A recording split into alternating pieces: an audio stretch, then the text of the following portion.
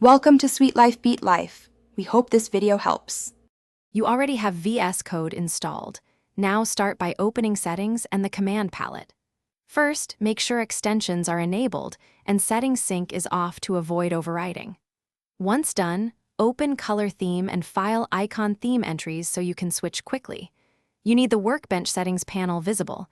Use the search box to filter for background or theme. This puts you in control immediately and prevents accidental cloud sync changes that would revert local appearance edits.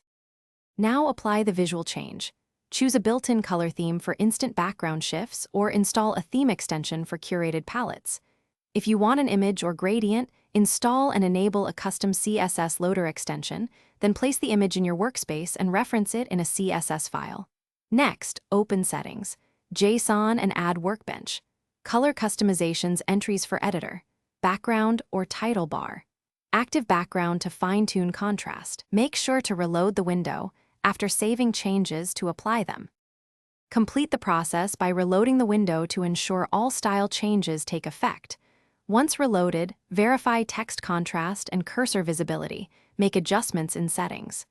JSON as needed. If something breaks, disable any conflicting theme or CSS extensions, restore your backed up settings. JSON and reopen the editor.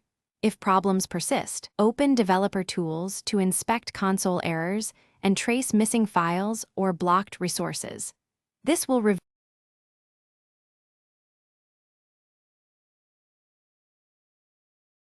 Thanks for watching. Consider subscribing if we helped you.